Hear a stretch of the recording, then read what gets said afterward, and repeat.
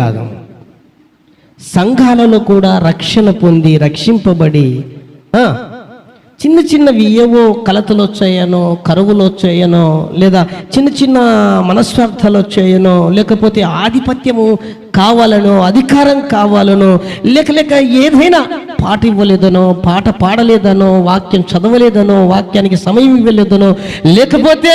వాయిద్యాలు వాయించడానికి అవకాశం ఇవ్వట్లేదేమోనో, పరిచయం చేయడానికి అవకాశం ఇవ్వట్లేదనో, లేకపోతే నాకే ఎందుకు చెప్పలేదనో, చిన్న చిన్న కలతలు కరువులుగా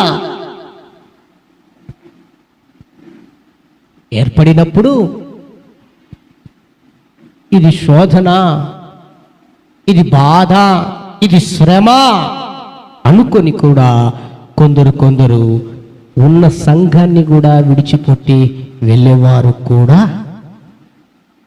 ఉన్నారా లేదా?